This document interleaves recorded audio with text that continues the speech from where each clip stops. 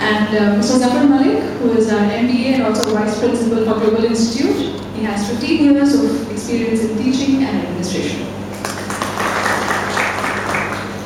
May I also welcome Mr. Junaid, who has come all the way from Oman for this career seminar. He is the ACCA official in Middle East. Thank you. Also, may I introduce Mr. Girish Chandran, Dr. Girish Chandran. He is a director, principal. If I tell you his qualifications, you'll be like, okay, I'll tell you.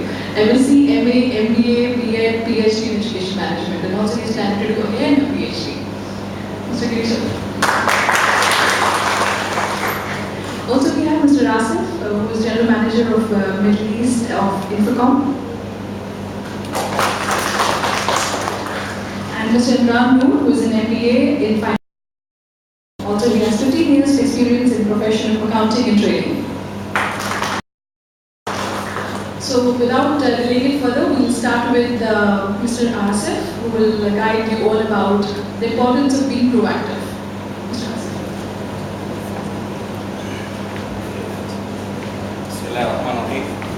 If you noticed, I was the only one with no qualification. Did anybody notice that? No qualification. So that's why I get to speak first. You know, a few weeks ago, my son here, who's sitting right in the front, has been looking for a job because he finished his 12th and he's made up his mind that he wants to do a part-time job before he actually gets into student life again. And one of the things that I saw in an advertisement, and I've got a copy of it here, is something that I really liked. You know, what do you see in job advertisements normally? What do you see? You see things like looking for accountant with 10 years experience, preferably chartered accountant, preferably having worked with FMCG, things like that, right? That's what you normally see. Well, in this advertisement, I saw something very, very interesting, and that's what I'm going to talk to you about today.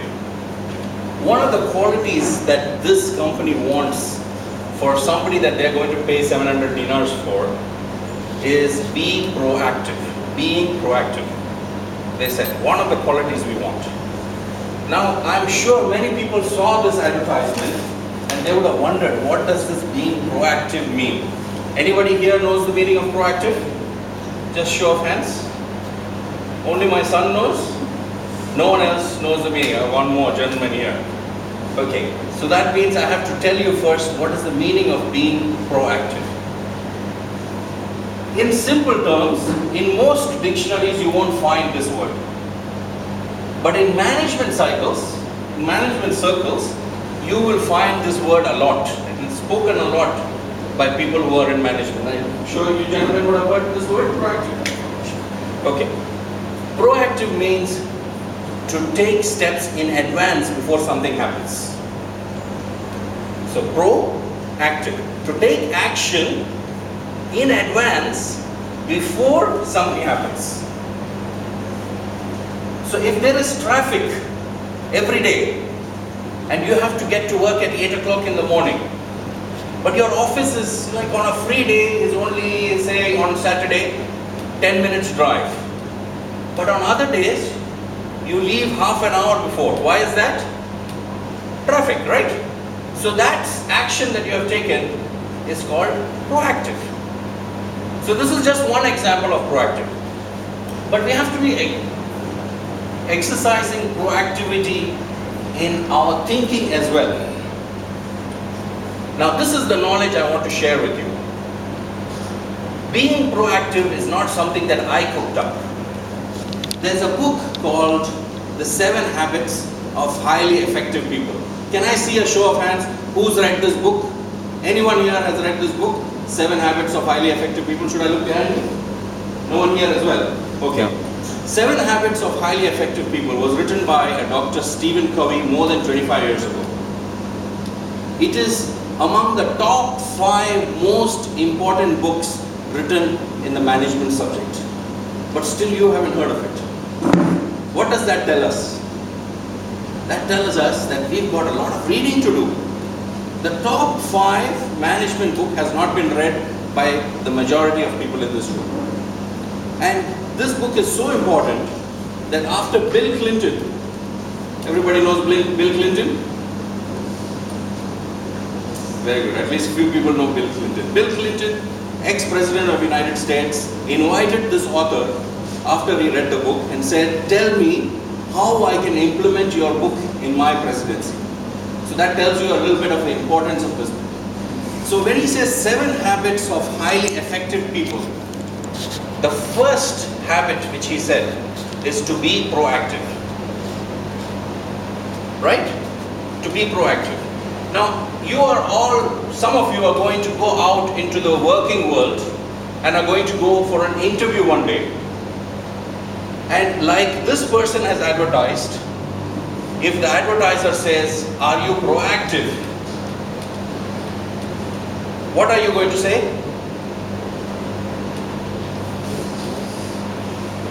Yes. So the next question might be, prove to me how you are proactive.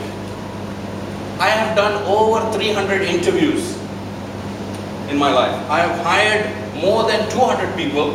I have fired at least 50 people in my working life.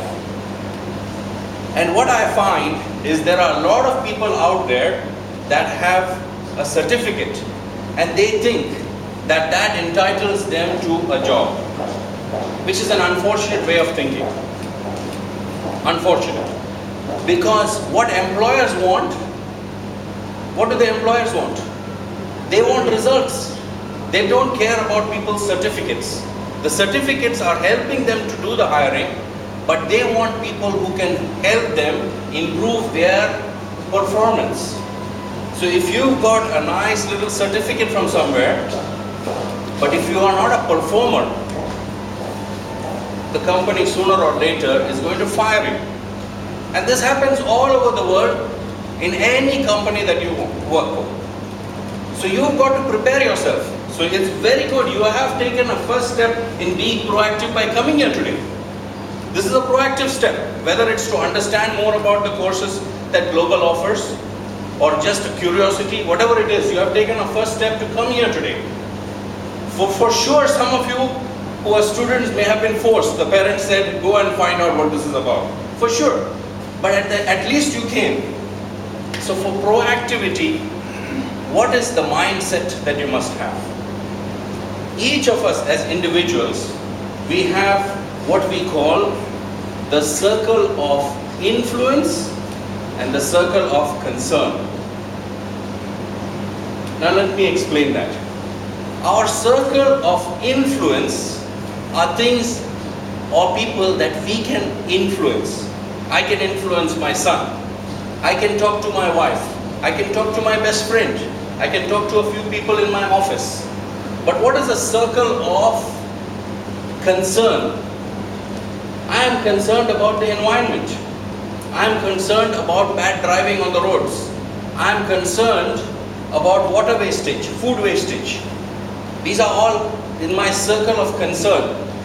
So the circle of influence and the circle of concern crisscrosses. So I can tell my son, my wife, my friends to help reduce food wastage, to help in driving properly on the roads. Right? So this is within my control.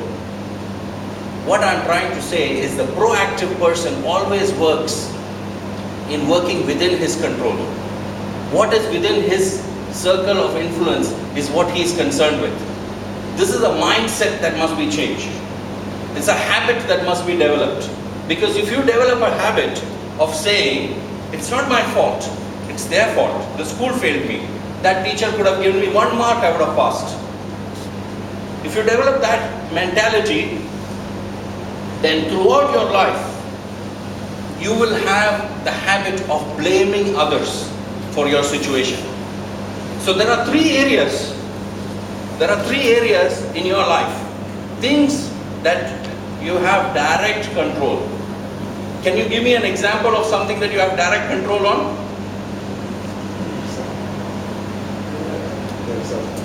You have direct control on yourself. So you can wake up in time, you have direct control in yourself.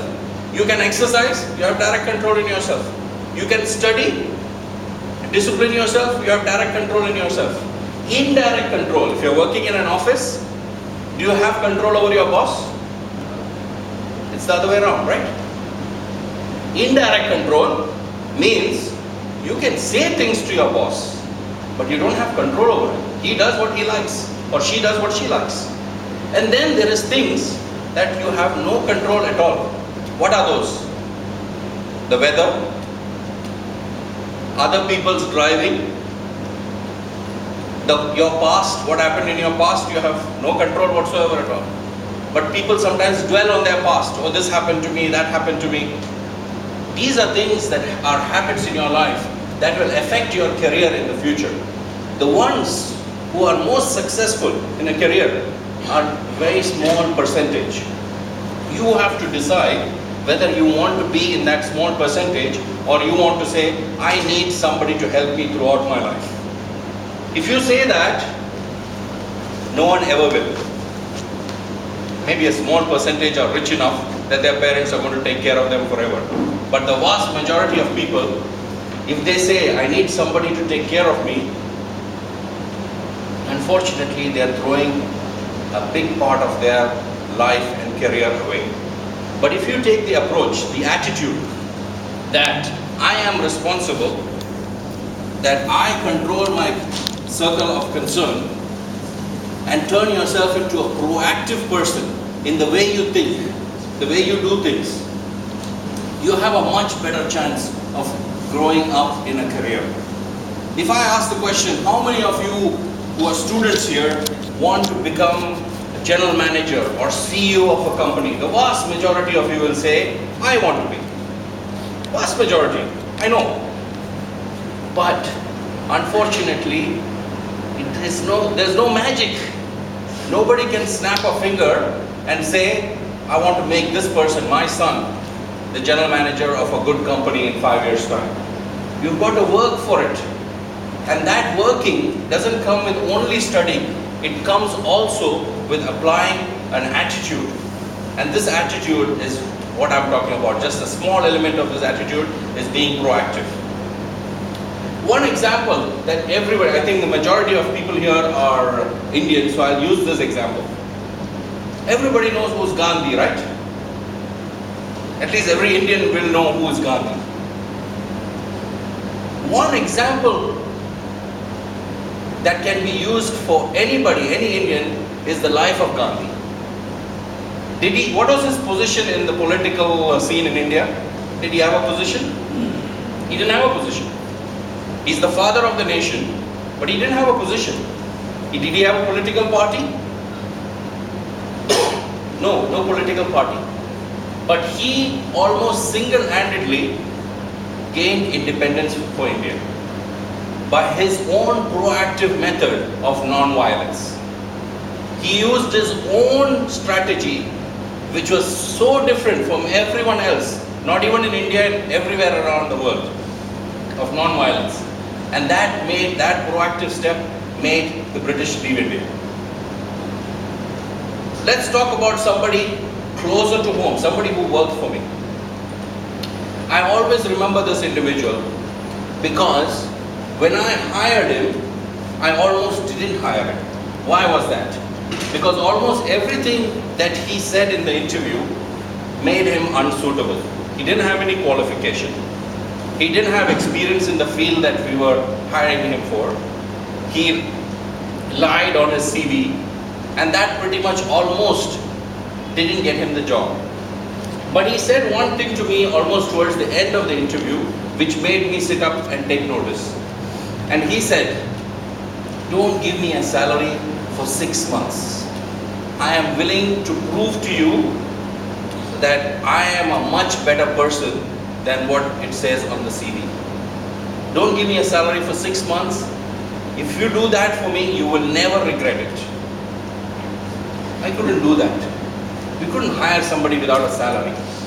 But it made me think. The next day I called him and I said, Mr. Wasi, I'm willing to take a chance on you.